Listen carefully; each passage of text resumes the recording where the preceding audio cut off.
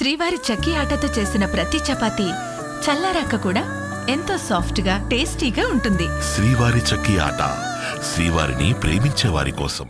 ఆముదాల వలస నియోజకవర్గం వైసీపీలో ఆసక్తికర పరిణామాలు చోటు చేసుకుంటున్నాయి. Chintada Ravi versus Tammineni Sitaram cold war ఇప్పుడు ఇంట్రెస్టింగ్ గానే మారుతోంది.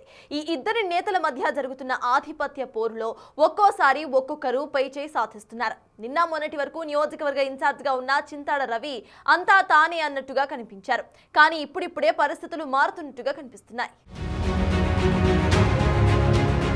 శ్రీకాకుళం జిల్లా ఆమ్దాల వలసలో నిన్న మొన్నటి వరకు వైసీపీ అధిష్టానం నుంచి స్పష్టమైన ఆదేశాలు వస్తేనే మాజీ స్పీకర్ తమ్మినేని సీతారాం బయటకు వచ్చేవారు. వెన్నుపోటు, రీకాల్ చంద్రబాబు లాంటి కార్యక్రమాలకు తూతూ మంత్రంగా హాజరయ్యారు. చింతాడ రవి నియోజకవర్గంలోని పార్టీ కార్యక్రమాలన్నీ చూసుకునేవారు. కానీ కొన్ని రోజుల నుంచి నిరసనలు, ఆందోళనతో బాస్ ఇస్ బ్యాక్ అనిపించుకుంటున్నారు తమ్మినేని.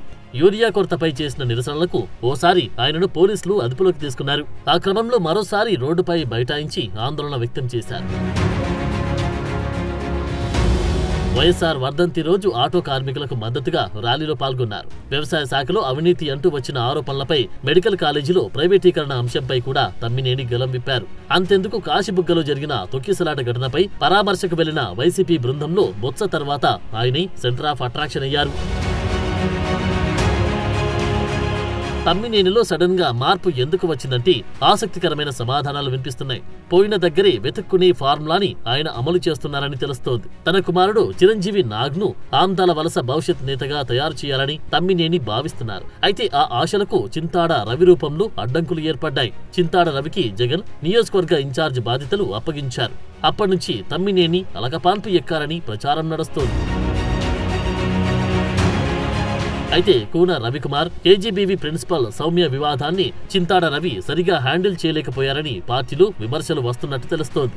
కూన రవికుమార్ ని ఎరుకున పెట్టడానికి మహిళల ఫోటోలను చింతాడ వాడుకోవడం ఆయన ఇమేజ్ ని డామేజ్ చేసిందని తెలుస్తోంది. ప్రత్యర్థిని ఎదుర్కోవడం కోసం మహిళలను వీధిన పడేయడం సరికాదని పార్టీలో చాలా మంది అభిప్రాయపడుతున్నారని గుసగుసలు వినిపిస్తున్నాయి. చింతాడ రవికి నెగిటివ్ మార్కులు పడినప్పుడే తాను యాక్టివ్ అవ్వాలని తమ్మినేని సీతారాం అనుకున్నట్టు తెలుస్తోంది. అందుకే కూన రవికుమార్ వివాదం తర్వాతే తమ్మినేని కూడా కార్యక్రమాల జోరు పెంచారు. అయితే జోరు పెంచడమే కాదు, ఆ తర్వాత తన పొలిటికల్ మార్క్ కూడా చూపిస్తున్నారు.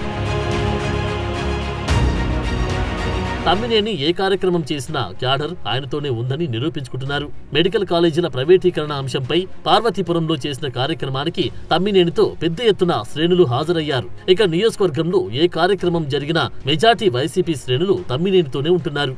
ఆయనతో పాటు సత్యమణి, కొడుకు చిరంజీవి నాగ్ కూడా వరుస కార్యక్రమాలు నిర్వహిస్తున్నారు. మొత్తానికి తనయుడి పొలిటికల్ ఫ్యూచర్ కోసం దొరికిన అవకాశాన్ని తమ్మినేని చక్కగా వాడుకుంటున్నారు. అయితే ఇదే అంశం వైసీపీ అధిష్టానానికి పెద్ద తలనొప్పిగా మారింది. నియోజకవర్గంలో పార్టీ రెండుగా చీలిపోతుందేమో అన్న భయం అధినేతలో కనిపిస్తోంది. పార్టీ ఆదేశించిన కార్యక్రమాలు తమ్మినేని, చింతాడ విడివిడిగా నిర్వహిస్తున్నారు. దీంతో ప్రభుత్వాన్ని ఇరుకున పెట్టడం సంగతి అటుంచితే పార్టీ ముక్కలైందనే మెసేజ్ ప్రజల్లోకి బలంగా పోతుంది.